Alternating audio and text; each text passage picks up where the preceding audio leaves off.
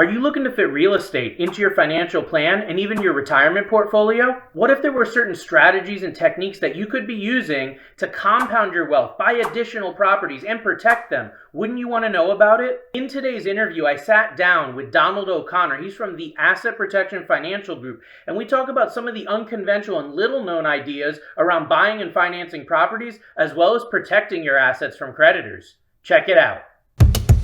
I have a live guest with us, Mr. Donald O'Connor of Asset Pro LLC. And Don, thanks for joining us this morning. My pleasure, believe me. It's great to see you again. Then why is financial planning around real estate such a relevant topic for our listeners or anybody? Yeah. I mean, Don, you can chime in a second, but I think from my standpoint, most people are approaching buying and selling real estate 100% with emotions, right? They don't really think logically. They don't really look at the numbers up front. They just think emotionally, I have to move. And that's really what drives all their decisions. So I think that's why financial planning is so relevant around it, because most people don't look at it through that standpoint. The other thing is that real estate is normally the biggest or close to the biggest asset in somebody's portfolio. So if we just look at financial planning without talking about real estate, you're leaving a huge piece on the table. So I think because it's such a big percentage of almost everybody's portfolio in their financial lives, we got to really hone in on this. We got to talk about how it fits in. Real estate is not correlated to the stock market. So it gives you real diversification. Yes. Which you don't have by buying 30 different mutual funds. Most people think, oh, I've got this huge portfolio of stocks or mutual funds, so I'm protected because I have IBM, Microsoft, Ford, all these different companies. But like he said, if the stock market crashes, all those companies pretty much have issues. That's right. Your real estate, though, actually, if you look at recessions, real estate does really well when the stock market's not doing well. What would you say then are some of the main areas of confusion when it comes to real estate and how it fits into, let's say, a long-term financial plan? People think, oh, I've got this house. It's worth $500,000. I only owe $250,000.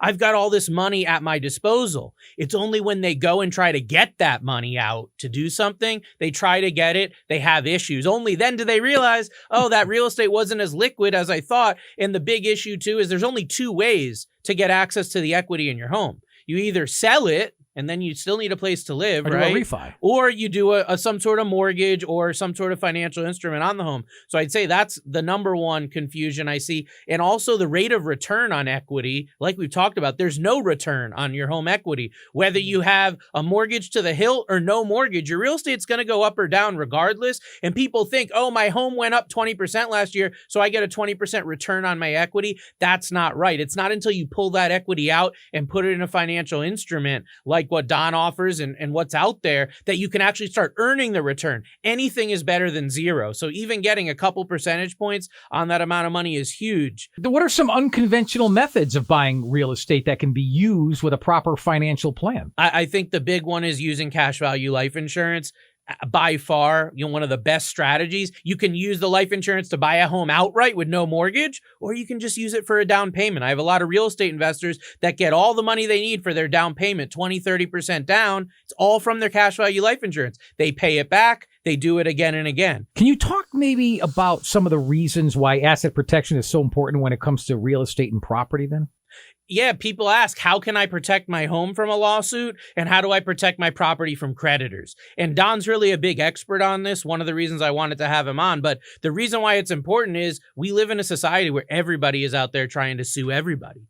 They make it so easy now and inexpensive to sue people and put liens on property and get things of that nature. And it's like, it's the Wild West. You have to protect your assets. The key to asset protection is to own nothing but control everything. Now, what I mean by that is you can use what are called LLCs, limited liability companies, family limited partnerships, irrevocable trusts. There are different legal entities that allow you to control in every aspect that piece of property, and yet no one can come after you personally. If you have two properties in one LLC and somebody trips and falls at one of your properties, the other one could be at stake. the equity from that other one. So I was taught that, very early on, each property needs to be in its own entity. What are some of the main methods that you use with your clients then? Let's say to help protect their real estate from lawsuits. There's a lot of different options you have to get what's called an umbrella insurance policy. Yep. They're very inexpensive. You can get $1 million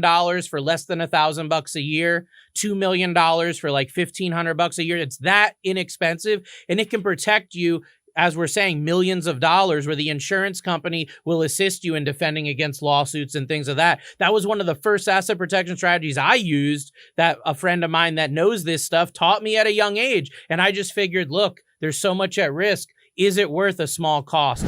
I'm sure now you see the value of having a real financial pro to guide you through this and actually not only build your wealth, but protect that wealth over time from creditors and other people that could prey on it. I hope you found value in the video today, and if it's your first time watching, please go ahead, hit that subscribe button, smash the bell as well so you get notified on all of our future content. We're putting out tons of new information every single week here. Go ahead and comment on this. Tell me, what was your takeaway from this lesson? If I can be of assistance to you or anyone that you know, I do offer consultations. You can reach me directly by call, text, or private message. My number is 860-413-3938.